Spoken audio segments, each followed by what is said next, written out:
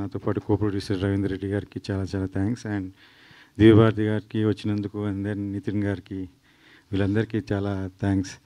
మళ్ళీ టీజర్ చూశారు కదా, రిలీజ్ చేశారు దిల్ రాజు గారు.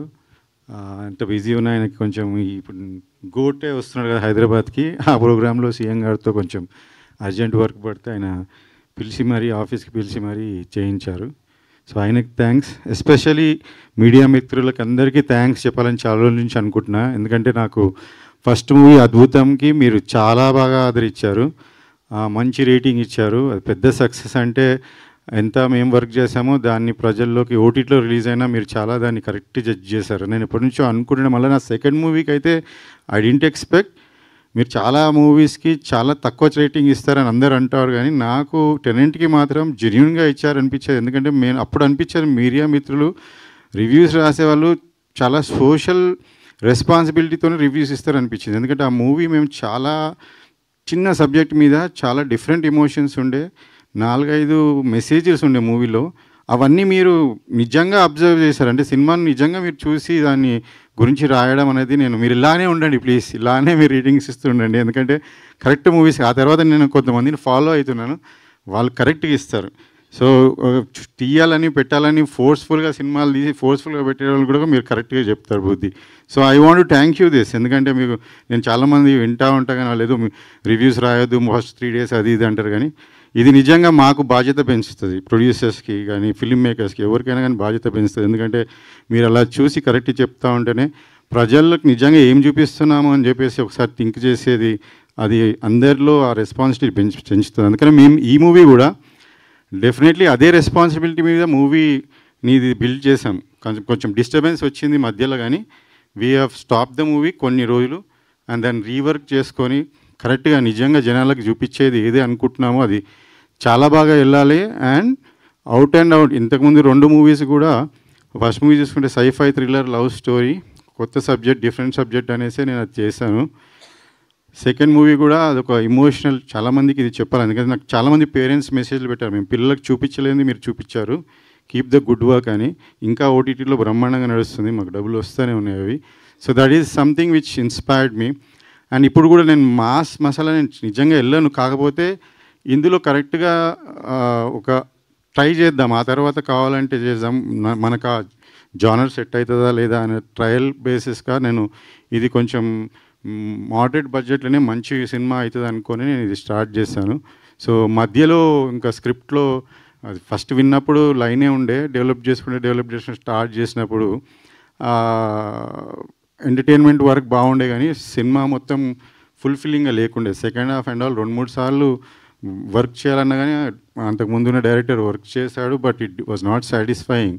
సో మేము నిజంగానే మూవీ ఇంకెటో వెళ్తుంది, బడ్జెట్ కూడా ఎటో వెళ్తుంది. మేము ఈ టైమ్స్లో మీరు లాస్ట్ ఇయర్ కూడా చూసారు, సినిమా రిలీజ్ చేయడానికి ప్రొడ్యూసర్స్ కష్టపడ్డారు, జనాలు థియేటర్లకు వెళ్తలేరు. అందులో మనం అనుకున్న బడ్జెట్ కన్నా 3 times మోర్ పెట్టేసాము మనము, హాఫ్ సినిమా కూడా కాలేదు. Plus it was not fulfilling, ఏదో మిస్సింగ్. దానికి ముందున్న team they were not cooperating, not working.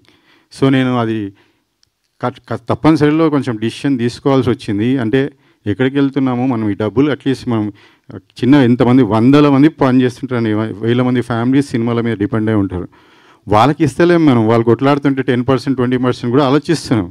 So imagine ఒకరిద్దరు తప్పులు చేసిన దానికి మనం 3 times, 4 times, 5 times బడ్జెట్ పెడుతున్నాం. So as a producer I couldn't take that, I couldn't see that.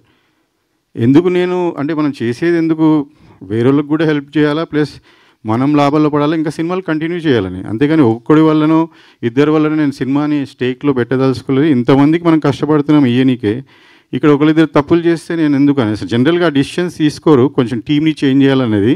నేను చాలా 3-4 times వార్నింగ్ ఇచ్చి చేంజ్ చేసిన, ఆపిన, మళ్ళీ రైటర్స్ని పెట్టుకొని నేను కరెక్ట్ చేసుకున్నా. ఇది నేను హానెస్ట్గా చెప్తున్నాను, నేను సినిమా చేసింది ఎవరినో మోసం చేయాలని కాదు, ఎవరినో తీసిపడేయాలని కాదు, ఎవరికో చూపించాలని కాదు, సినిమా మీద ప్యాషన్తో వచ్చి చేశాను నేను.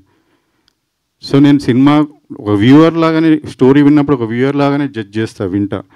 ఒక వ్యూవర్ ఎంజాయ్ చేస్తుండా లేదా అదే, తన కమర్షియాలిటీ తర్వాత ఆలోచిస్తా. కానీ ఈ సినిమాకి నాకు నిజంగా బ్యాడ్ టీం దొరికింది. జనరల్గా మనం వింటాము కృష్ణనగర్లో అట్లా చిన్న సినిమాలు 50 లక్షలకు 60 లక్షలు చేసేసి జనాలని పైసలు తీసేసుకొని ఇంకా ఆ సినిమానే ఫినిష్ కాదు. ఒక 100 సినిమాల్లో మనకు 70 సినిమాలు కూడా సగంలోనే ఆగిపోతాయి. తర్వాత ఒక 20 సినిమాలు రిలీజ్కి నోచుకోవు, ఇంకా పెద్ద బ్యానర్సే రిలీజ్ అవుతాయి. ఇవన్నీ మనం వింటాం. నాతో అలా అయినప్పుడు నాకు చాలా చాలా చాలా ఓర్పు నేర్పు చూపించాను. ఎన్నోసార్లు టీమ్స్తో కూర్చొని మాట్లాడిన, మెయిన్ క్యాండిడేట్స్తో మాట్లాడిన, ఇలా జరుగుతుంది అని చూపించా, అన్నీ చెప్పాను. అది సహకరిస్తామని కూడా ప్లస్ చాలా జరిగినాయి. ఇంకా నేను ఈ టైంలో అన్నీ చెప్పలేను, ఎందుకంటే already they are out and I have a new team who have proved me that hard work నిజంగా చేసే వాళ్ళు కూడా ఉన్నారు ఫిలిం ఇండస్ట్రీలో అని. అండ్ మనం అనుకున్న స్టోరీ కూడా అనుకున్నట్టు చేసి అనుకున్నట్టు తీసి మేము డెఫినెట్గా చెప్తున్నాను 100% అయ్యింది. ఏదో అంటారు కదా సినిమాలో జనరల్గా సినిమానే చేయించుకుంటుంది అని చెప్పేసి, దీన్ని అదే సినిమా చేయించుకున్నది. ఈ సినిమాని ఫినిష్ చేయించుకొని మీరు టీజర్ చూశారు. ఇది just like one kind of జనరల్గా ఇంట్లో కామెడీ ఉంది, మనకి మాస్ ఉంది, అంటే వీ హ్యావ్ యాక్షన్. సుధీర్ గారిది మీకు general acting and action, and Divya Bharathi garu emotional, and then what she does with the other cast you have seen that. So ఇందులో మాకు అన్నీ ఉన్న ఫుల్ మీల్స్ లాగా ఎంజాయ్ చేసే మూవీ ఇది. తర్వాత అండర్లైన్ ఒక కోర్ ప్రాబ్లం మన సొసైటీలో ఉన్నది కూడా అది అడ్రస్ చేస్తాం, which I think every family in AP and Telangana and every audience will appreciate that. So ఇది ఐఎమ్ సో మచ్ కాన్ఫిడెన్స్. ఇప్పుడు వచ్చిన మూవీ 100% నేను అనుకున్న సినిమా ఆగింది, మళ్ళీ ఫినిష్ చేసుకుని ఆ సినిమాని కళామ తల్లి అంటారు కదా, నిజంగా ఉన్నది. గాడ్ ఈజ్ దేర్, తల్లి ఉంది. నేను చెప్తున్నా చేయించుకుంది సినిమా. బ్యాడ్ వాళ్ళని పక్కన పెట్టింది, గుడ్ వాళ్ళని దగ్గర చేయించుకుంది. ఇప్పుడు మాకు కావాల్సింది ఏంటంటే ఒక్కలో ఇద్దరు వాళ్ళే కొంచెం ఆలోచించి ముందుకు రావాల్సింది అంతే. కానీ otherwise also I have very good people. So I especially wants to thank ఇందులో రవీందర్ రెడ్డి గారు who supported me through thick and thin anything. Is my relative. ఒకసారి కూడా ఒకదాన్ని కూడా క్వశ్చన్ వేయలేదు, నేను ఆపినా తర్వాత ఏది చేసిన ఈ add that kind of confidence. Thank you అన్న for that. And next I want to say is తను దివ్య భారతి గారు ఈ సినిమా ఒప్పుకోవడమే ఒక great. We have to really thank her, because మేము స్టోరీ చెప్పినప్పుడు ఒక చిన్నపిల్లలాగా ఎక్సైట్ అయ్యింది. ఆ తర్వాత ఇంకా throughout the journey she actually మనం ఈ మధ్య చూసాం కదా ఆమె ఎలా ఇదైంది. Actually her nature is not like that. She is very supportive, very cooperative. మనకు అడిగినప్పుడు డేట్స్ ఇచ్చి ఎక్కువ రోజులు మనం 2 రోజులు వాడుకున్నా 3 రోజులు వాడుకున్నా 10 రోజులు హైదరాబాద్లో ఉన్నది. And then never complaints of anything. She gone through lot. I'm really sorry. ఇది టీజరే కాబట్టి నేను ఇంకా మీ గురించి చాలా చెప్తాను, మీరు ఫేస్ చేసిన దానికి అదంతా. I'm sorry. I'm very thankful for you to be on board.